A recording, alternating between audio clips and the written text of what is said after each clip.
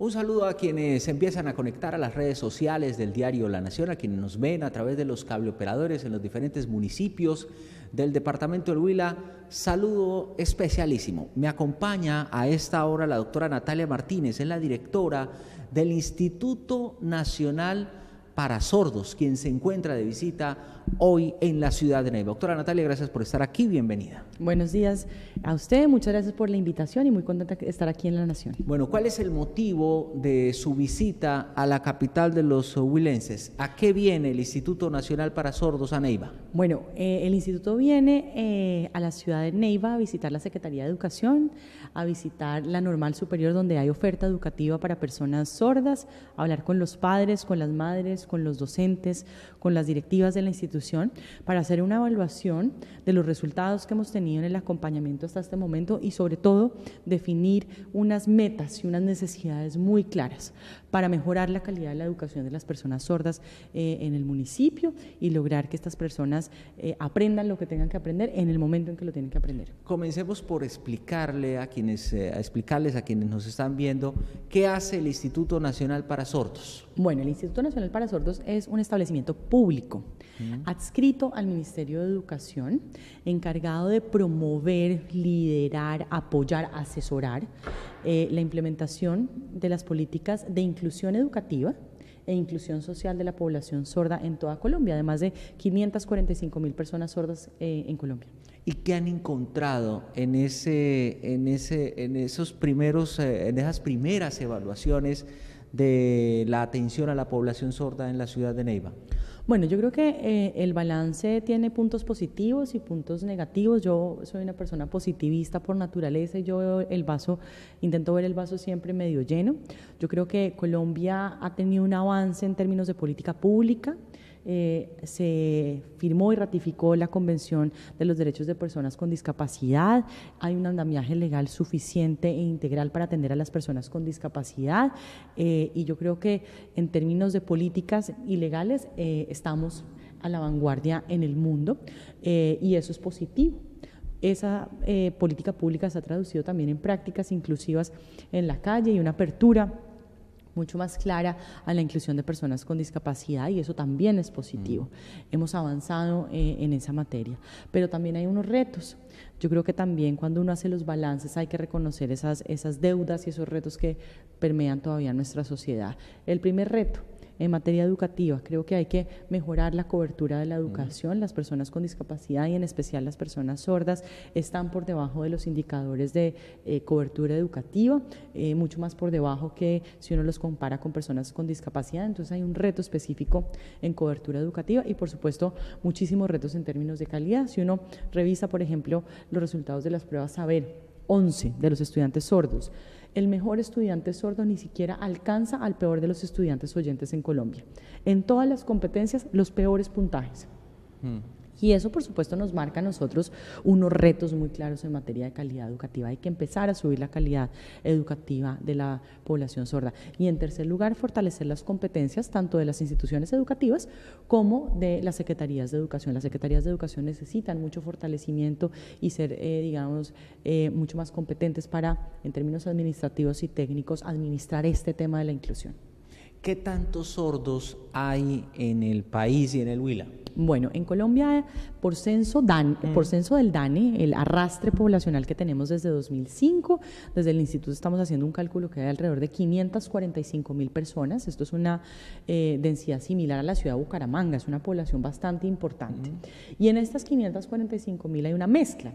Hay sordos profundos, es decir, que no oyen básicamente nada, hay hipoacúsicos o que pierden el sentido de la audición, hay sordos que oyen por un oído y no oyen por el otro, hay ensordecidos, que por lo general esto es una situación propia de los adultos mayores. Entonces, en este gran universo de las 545.000 personas sordas hay diversidad de personas sordas, hay sordas profundas, hay sordas hipoacúsicas, hay ensordecidas, hay una gran cantidad de población sorda, hay sordos que utilizan ayudas auditivas, hay sordos implantados. Entonces ahí hay una gran variedad de personas sordas y con cada una de estos tipos de personas sordas pues hay unas aproximaciones específicas en términos de política pública. ¿Está mal decirle a una persona sordomuda? Sí, está mal. ¿Por qué razón?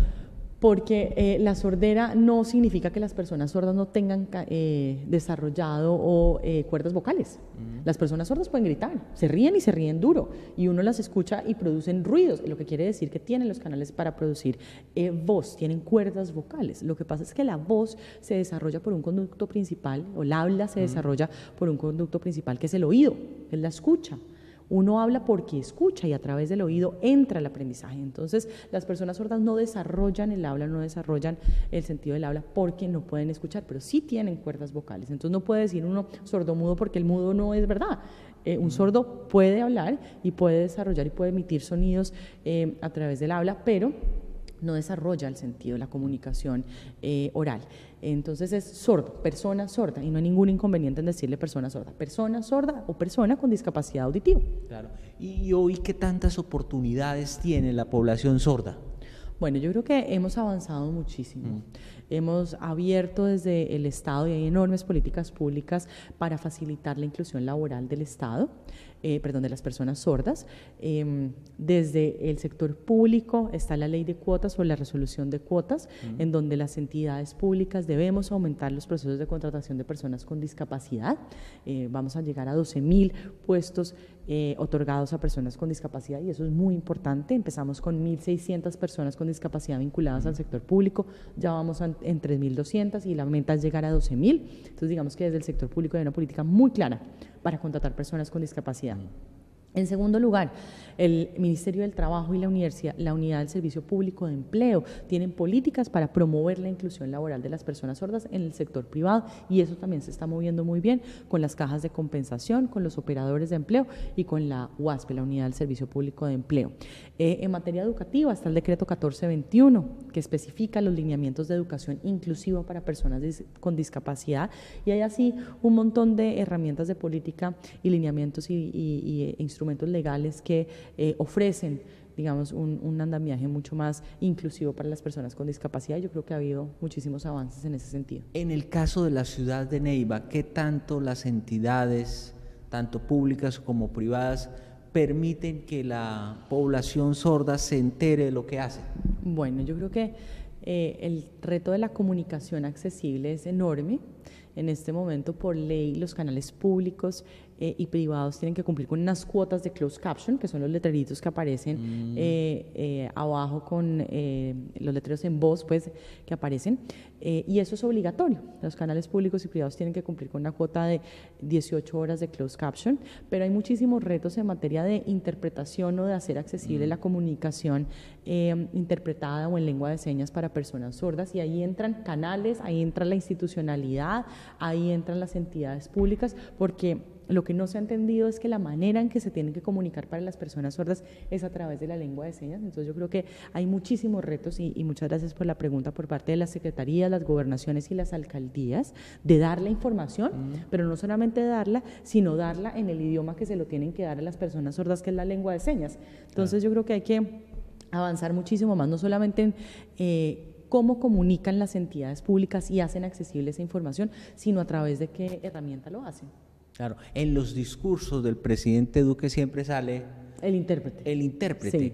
Y ya lo hemos empezado a ver en alcaldes del país. Sí, ¿Eso qué tanta importancia tiene? Pues eso es inclusión. Eso no es nada menos que son políticas, decisiones y acciones claras en materia de inclusión. Uno ve, el presidente Iván Duque siempre tiene el intérprete en las alocuciones presidenciales, eso es por ley, pero adicionalmente vimos en las campañas de alcaldías y gobernaciones del año pasado muchos más alcaldes contando con servicios de interpretación, porque también se dictaminó desde el Consejo Nacional Electoral la obligatoriedad por parte de los partidos políticos de utilizar los servicios de intérprete. Las personas sordas también tienen derecho a estar informadas de los procesos electorales.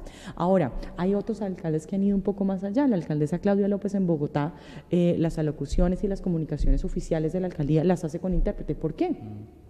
Porque las personas sordas tienen derecho a estar informadas, porque los 95.000 personas sordas de Bogotá tienen derecho a estar informadas de lo que ocurre en su alcaldía, y yo creo que esas son demostraciones que la inclusión cada día es una realidad en nuestro país. ¿Y cómo hacer para que aquí en Neiva más entidades se sumen y le ofrezcan a la población sorda esa oportunidad de que se enteren, pero a través del lenguaje hacia ellos? Bueno, yo creo que ahí es donde entran entidades como el instituto, que es una entidad asesora, y ahí es donde cobra sentido nuestra labor, y es acompañar a esas secretarías, esas gobernaciones, esas alcaldías a entender qué necesita la población sorda, cómo se comunican con ellas, qué características sociolingüísticas tiene la población sorda. Entonces, el acompañamiento y la disposición está del instituto para acompañar las secretarías, las alcaldías y las gobernaciones a que abran las puertas de la inclusión, lo incluyan en sus metas de política pública, en su plan de desarrollo, y se pongan la camiseta de la inclusión. ¿Qué tanto se discrimina a un sordo en el país?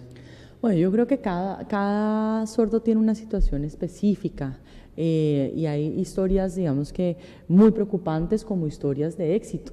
Yo creo que la clave en cualquiera de los dos escenarios es la incidencia e insistir e insistir. Hay muchísimos sordos que trabajan en el instituto con unas historias de vida absolutamente maravillosas, y la clave ha estado en la insistencia y en el conocimiento de sus derechos. Saber que tienen el derecho a la educación, saber que tienen el derecho al trabajo, saber que tienen el derecho a la información e insistir y velar por él. Eso ha sido, digamos que, la clave para derribar esas barreras de inclusión. ¿Podría compartir con nosotros y con quienes nos están viendo a esta hora un caso de esos de éxito de una persona sorda que usted conozca? Pues por supuesto, en el instituto trabajan muchísimas personas sordas, pero digamos que el caso más cercano es Giovanni Melendres, que trabaja con nosotros, es asesor del despacho de la Dirección General del instituto, es una persona absolutamente brillante, el primer lingüista del país, maestro en educación, asesor técnico de la Dirección General, que funciona como puente de comunicación con la comunidad sorda, y es una persona que a pesar de tener muchas dificultades, porque sí se ha enfrentado a muchas barreras de comunicación y de accesibilidad, ha logrado salir adelante en la vida con una familia absolutamente maravillosa que ha estado detrás de él, apoyándolo durante toda su vida, y que hoy se perfila como uno de los sordos más importantes del país, con todas las calidades profesionales, técnicas y humanas. Y pues yo creo que eso es absolutamente normal en la comunidad sorda. Lo que hay que hacer es abrirle las puertas a la comunidad. Doctora Natalia, ¿cuál es su mensaje en ese orden de ideas a los neivanos y a los huilenses? Bueno, yo creo que el mensaje, son 3 mensajes, yo quisiera dejar no 1 sino 3, voy a aprovechar. 3 mensajes. Lo primero, la necesidad de entender que las personas sordas tienen derecho a la educación. A los padres, a las madres, a las instituciones educativas, este es un llamado. Las personas sordas y las personas con discapacidad tienen el derecho a la educación en las mismas condiciones en las que las tienen las personas sin discapacidad. A las personas sordas no les podemos cerrar el derecho a la educación o cerrar las puertas del sistema educativo, todo lo contrario. Tenemos como sociedad el compromiso y el deber de abrir las puertas del sistema educativo y permitir que las personas sordas y las personas con discapacidad ingresen al sistema educativo. Ese es mi primer mensaje. El segundo mensaje, yo creo que hay que estimular desde las secretarías y desde las alcaldías la urgente necesidad de tener metas claras, concretas y propósitos frente a la atención de las personas con discapacidad. Esto no tiene que ser el último punto de la agenda política de las alcaldías y las gobernaciones, tiene que estar en la agenda. Necesitamos que esté en los planes de desarrollo, está en el plan de desarrollo del presidente Iván Duque, hay un capítulo específico de personas con discapacidad para atender la inclusión de personas con discapacidad, y eso tiene que estar reflejado también en el nivel territorial, no lo podemos olvidar.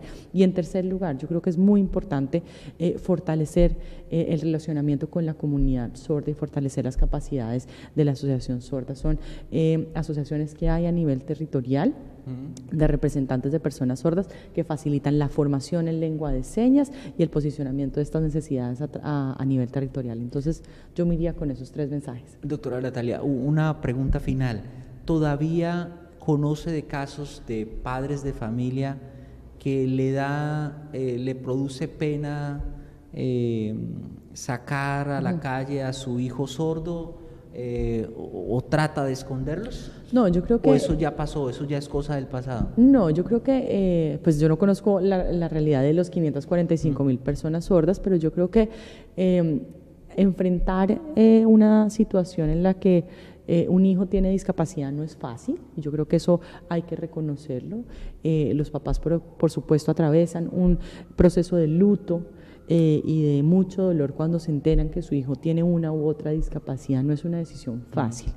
Y eso hay que entenderlo también, pero no hay que abandonar a la familia, hay que acompañar a la familia y que la familia entienda cuál es la situación real de su hijo, que esa situación pueden eliminarse las barreras o los mitos o los paradigmas que ellos tienen frente a esa condición de discapacidad, y que con mucho empeño y con el acompañamiento del Estado pues se puede lograr que su hijo sea digamos que una persona exitosa y absolutamente participativa dentro de la sociedad. La discapacidad no está en la persona, la discapacidad no está en el hijo, la discapacidad está en el entorno que no permite a ese hijo o a esa persona con discapacidad participar en igualdad de condiciones. Entonces yo creo que el reto es trabajar con la familia, acompañarla en ese proceso de aceptación, y que la familia luego tome todas las decisiones para que su hijo sea una persona lo más exitosa posible. ¿Que puede? Claro que puede.